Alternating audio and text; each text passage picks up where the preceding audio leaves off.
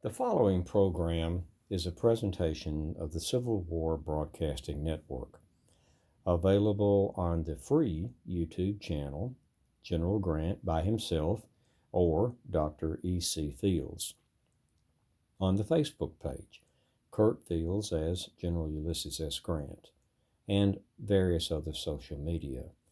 The E-Headquarters and Campsite website is generalgrantbyhimself.com.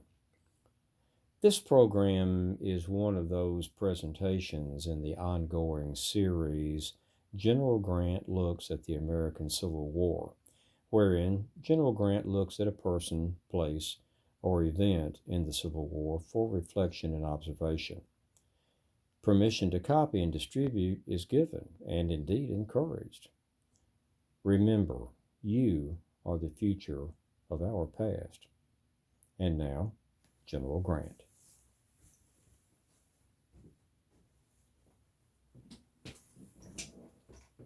I am General of the Army's Ulysses S. Grant, and I thank you for joining me here today in the War Room.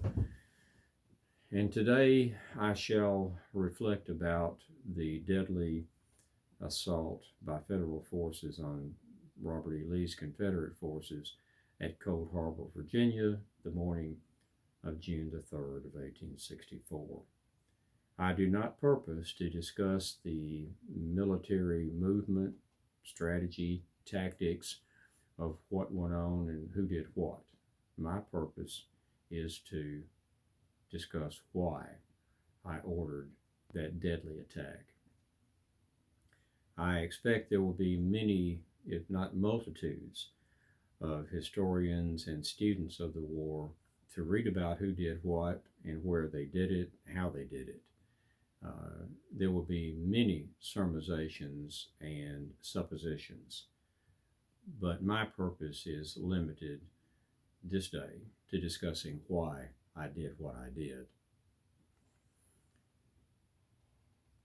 We crossed the Rapidan River the night of May the 4th, going into May the 5th of 64, and what is now become known as the Overland Campaign. My objective was to keep Robert E. Lee in the Army of Northern Virginia engaged, to destroy his army if I could. At minimum, to keep him pinned in Virginia so he could not go south to join with Joe Johnston or anyone else in the South and make a formidable army in combination with the Army of Northern Virginia and whomever he may link. Richmond was never my goal. Richmond has no value, or very little military value. It has primarily moral value, if we could take the Confederate capital. But where Robert E. Lee was, there I proposed to be. After 28 days of almost non-stop combat in our military minuet southeast through Virginia, we came to the crossroads at Cold Harbor, Old Cold Harbor, New Cold Harbor. And for those of you who may not know, there's nothing cold there, and it's not a harbor. There's no water. It's not far from the James River or the Chickahominy, but there's no water. Harbor is an Old English term for inn, and Cold Harbor is an inn where hot food is not served. So a cold harbor is an inn where one could expect bedding and cold food, and that goes back into time immemorial. At Cold Harbor, there were 5 roads that came to a juncture, nexus, and they led to Richmond. It also was access to the James River. That's why we were boiling in that way. And since the beginning of my engagement with Lee in the wilderness on the 6th of May, I've been flanking to the left in a southeastern circle trying to get between Lee and Richmond. And he was tethered to Richmond and had to keep between me and Richmond. When we got to Cold Harbor, May 31st, with some sharp fighting occurring. Sheridan and cavalry meeting Confederate infantry, and more men coming in from the Federals. Lee, sensing something was happening, being afraid that I was going for Richmond, brought in troops, and a major collision quickly began to shape up from small beginnings, as often happens.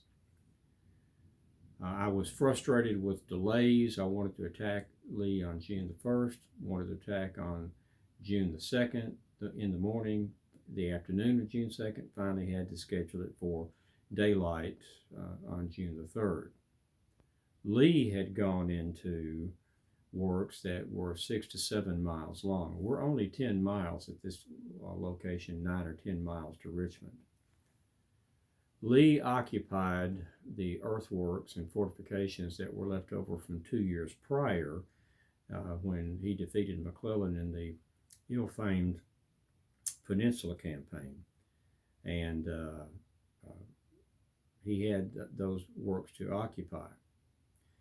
This was exemplary, these delays, of a military axiom that I subscribe to, in that time not well used accrues benefits to the enemy that he did not earn. Lee made good use of that 48 hours or so of the 1st and the 2nd when I couldn't get my army in place for the attack, and heavily fortified those earthworks. He had enfilading fire of musketry and artillery. He brought in thousands upon thousands of his men and was waiting across an open field, a killing ground, for us to assault, which he knew was going to come. I was anxious to hit him because it was my last chance, I felt, to meet Lee in the open, and I was going to hit him. By the time that daybreak occurred on the morning of June the 3rd, it had rained heavily during the night, and with the heat and the summer, there was a heavy fog. But at about 4:30, between 4:30 and 5, 60,000 federal troops stepped out in 2 ranks in a line of assault that ran nearly 7 miles. And that was, I suspect, the largest massing of troops, I believe, that had ever been brought about for one assault. And they approached the most heavily fortified line that they had, that large mass of troops had assaulted. And it was absolute slaughter. In an hour, or a little less, we suffered 7,000 casualties. Now that's not 7,000 dead, as the journalists that were present heard those numbers and immediately assumed they were dead, not killed and wounded. Actually, there was about 2,000 dead and the rest wounded or missing. But nonetheless, it was the bloodiest hour in the the history of the United States Army. It was so deadly that in many places, and I hit mainly the center and the right of the enemy, the dead were piled up in triangular piles from the enfilading fire, with the bravest men making it the furthest, and the bodies were piled up in triangles, a ghastly sight. Most of the casualties occurred in the first 20 minutes or so. It was a slaughter. The only way a man could survive, the soldiers said, was to hug the ground and hope that the missiles went over you. I heard that day that when I was considering and asking my officers, commanders, Hancock and Wright and Smith of the 2nd, 6th, and 18th Corps, who had done the bulk of the attack, about making another attack, that one of the commanders involved, a colonel, I believe, had said, I'm not going to order my man to make that charge again. I don't care if Jesus Christ himself came to me and ordered me to make that assault. I would not do it. And one of the Confederate officers facing this was shocked with what he witnessed, and he said, this is not war, but murder. When I asked my three primary commanding officers, Hancock said he didn't think it could be done for the second assault to be made. Horatio Wright said he thought he could do it, but he would have to have the support of Hancock and Smith. Smith said he thought he could do it, he thought it could be done, but he was not sanguine about the results. And I was beginning to hear that if I did order another assault, I might have a mutiny on my hands. Men were not going to make that charge again. So I ordered them to stand down about midday, about noon or so, and there was no more, except some desultory fighting. Why did I do that? I did it because we'd been fighting for, by that time, the morning of the 3rd, 28 days of almost nonstop combat.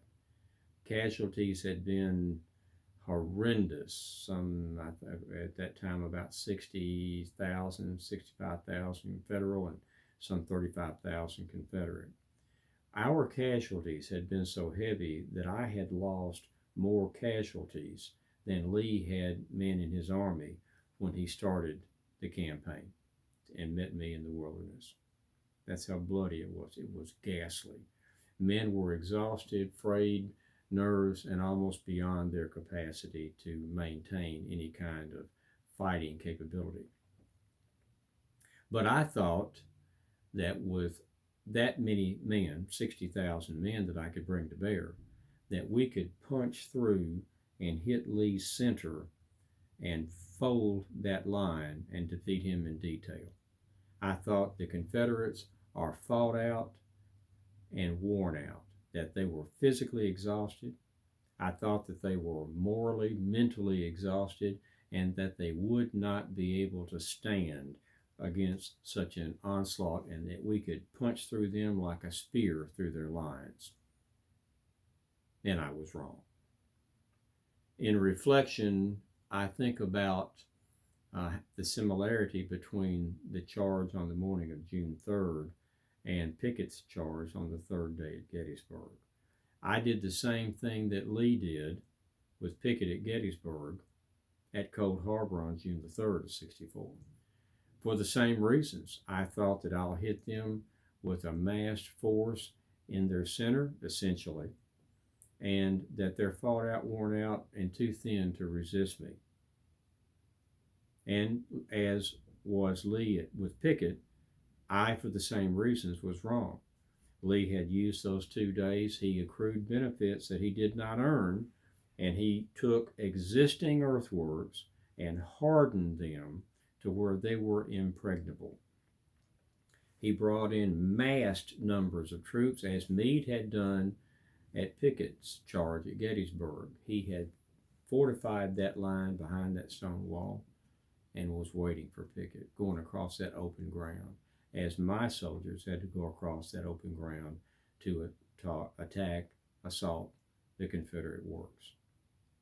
And another similarity in reverse to Pickett, Pickett lost, I think, 6,000 killed and wounded, some 2,000 killed.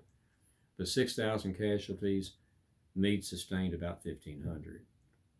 With my assault at Cold Harbor, I lost 7,000 casualties, and Lee lost about 1,500 casualties. So the numbers were almost exactly reversed. But I did what I did at Cold Harbor for essentially the same reasons that Lee did. I thought my boys could do it.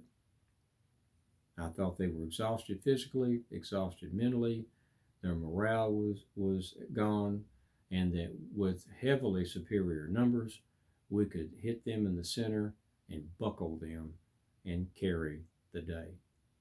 And that is exactly why I did what I did at Cold Harbor. And like Lee with Pickett, I suffered a failure, a ghastly, bloody failure.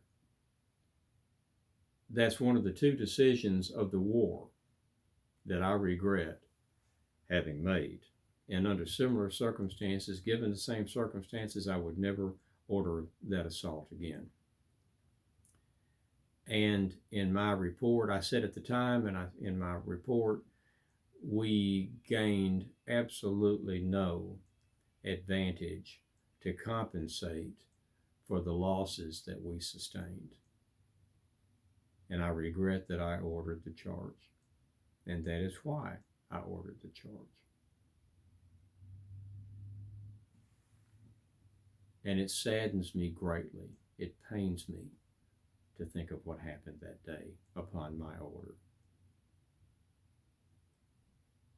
So that's why I did what I did at Cold Harbor on June the 3rd of 1864. And my heart is heavy because of it, and I suspect it always will be. For now, I have painfully this time said quite enough, and I must bid you a fond farewell.